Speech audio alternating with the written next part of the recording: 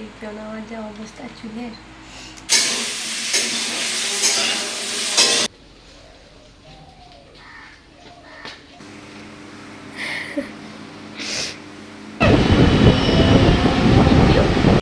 তাই না বাবা? আদারটা বলবে না, আনন্দ নেই।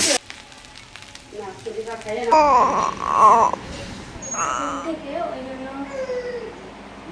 বিছানাটা তোলা হয়েছিল না। তা আমি যে রান্নাঘরটা পরিষ্কার করতে গেছিলাম তাই জন্য এবার যে তুলবো বিছানাটা, হাঁপিয়ে গেছি রান্নাঘরটা পরিষ্কার করতে করতে। আসলে অনেকদিন ধরেই রান্না হচ্ছে তো এই ঘরটাতে, তো মানে তোমার হচ্ছে কি ওই ইয়ে হয়ে গেছে টাইলসগুলোতে না, ওই তেল চিটচিটে হয়ে গেছে, তো যে কারণে আর কি একটু পরিষ্কার করতে একটু টাইম লাগে। তো এটা পরিষ্কার টরিষ্কার করে এসে ওকে খাওয়ালাম, খাইয়ে টাইয়ে হচ্ছে কি ইয়ে করলাম, কি জানবে,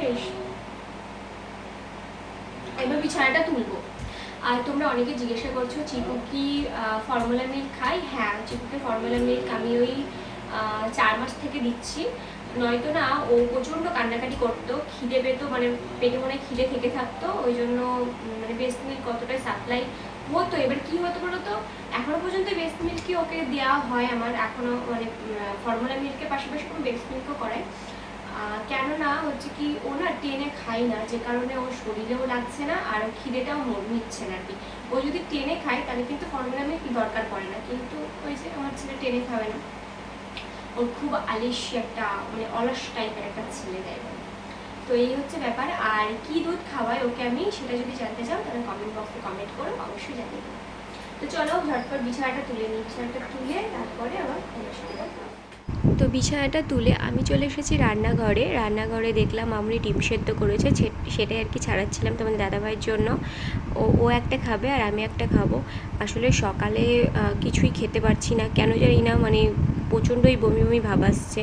তো মামনি বললো ডিম সেদ্ধ খাওয়ার, আর রোগা যেহেতু হয়ে গেছি, মামনি এসেই খুব বকাঝকা হচ্ছে বাড়িতে কিছু খাই না নাকি, মানে খেয়েছিলাম না নাকি, তো ওই জন্য ডিম সেদ্ধ করে নিয়েছিলাম। আর দেখো তারপরে আমি চলে এসেছি ছাদে, চিকুর ন্যাকড়াগুলো ধুয়ে দিয়েছিল, তো সেগুলো আর কি মেলাই হয়েছিল না, তো চলে এসেছি। ভাবছো হয়তো নাইটিটা পাল্টে কেন, তো নাইটিটা হচ্ছে কি ওই নাইটটা আমি ছেড়ে এসেছিলাম, কেননা ভিজে যাবে বলে, চিকুকে যেহেতু আবার নিতে হয় কোলে, ও উঠে ধরো দুধ টুধ খায় সেই জন্য, তো ওই জন্য আমি ভিজা কাপড় পরে থাকলে তো চিকু ঠান্ডা লেগে যাবে, ওই জন্য নাইটটা ছেড়ে আমি অন্য নাইটি পরে চলে এসেছি। আর এই নাইটিটা দেখে হয়তো বুঝতে পারছো কত দিনকার, 2021-এ তোমাদের দাদাভাই আমাকে এনে দিয়েছিল এই নাইটিটা, এখনও পর্যন্ত আমি পরছি। দেখো কোনো কিন্তু রং মানে কালার ফেড হয়নি। যাই হোক, তারপরে আজকে আমার খুব খেতে ইচ্ছা করছিল একটু ফ্রাইড রাইস, জানি না কেন, জানি না মনটা খুব ইচ্ছা করছিল। তো মামনি ওই যে মাংসটা করে দিয়েছে, আর আমি ওদিকে চালটা সেদ্ধ করে রেখে দিয়েছি, মানে চালটা আর কি হয়ে গেছে, আর এদিকে সবজি সেরকমই ছিল না, সেই জন্য আর কি ওই লাফা আর হচ্ছে কি গাজর দিয়েই আমি আর কি করব। তো হালকা না হলুদ হয়ে গেছিলো ঘিটা দেওয়ার পরে, কেন হলো বুঝলাম না, তোমরা একটু জানিও তো, ঘি দেওয়ার পর তো এরকম হয় না, হালকা হালকা যেন হলুদ লাগছিল যেন, ক্যামেরাতে জানি না আমি কতটা বুঝতে পারছো তোমরা, কিন্তু হয়ে গেছিলো। যাই হোক, খেতে খুব একটা ভালো হয়েছিল তাও বলবো না, আবার খুব একটা খারাপ হয়েছিল তাও বলবো না, কেননা মিষ্টিটা একটু কম হয়েছিল, আর মিষ্টিটা তোমাদের দাদাভাইয়ের জন্য কম দিতে হয়েছে। ও আবার খেলে পরে আগেই বলে দিয়েছে আমাকে যদি খাওয়াতে হয় তাহলে কিন্তু মিষ্টি বেশি দেওয়া যাবে না, মিষ্টি কম দিয়ে করতে হবে, নয়তো কিন্তু আমি খাবো না।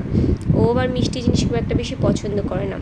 যাই হোক, আমার মুখে তো কিছুই ভালো লাগছিল না, না মাংসটা ভালো লেগেছিল, না ফ্রাইড রাইসটা কিচ্ছু ইচ্ছা করছিল না খেতে। আসলে আমার না খেতে একদমই ইচ্ছা করে না। আর তোমরা যারা জিজ্ঞাসা করছো যে দিদি তুমি এত রোগা হলে কি করে, আমি নিজেও জানি না কেন এত রোগা হয়ে যাচ্ছে আমি দিন দিন।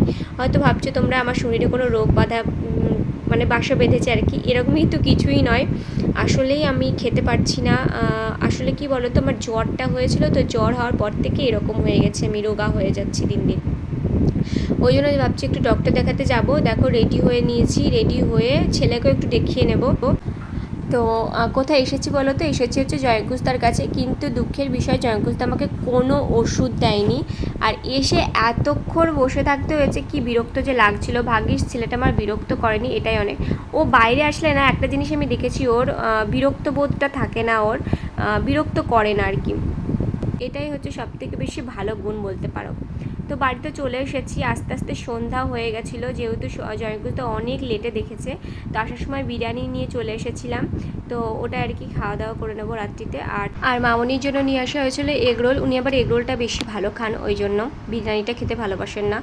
তো খাওয়া দাওয়া করবো কি, চিকু তার মধ্যে উঠে যায় খেতে খেতেই, তো উঠে আমার গায়ে হিসু করে দিয়েছিল, ওই জন্য নাইটিটা চেঞ্জ করে আবার এটা পরেছি। তো ওকে এখন ঘুম পাড়ানোর পালা চলছে, দেখা যাক কতক্ষণে ঘুমোয়ও।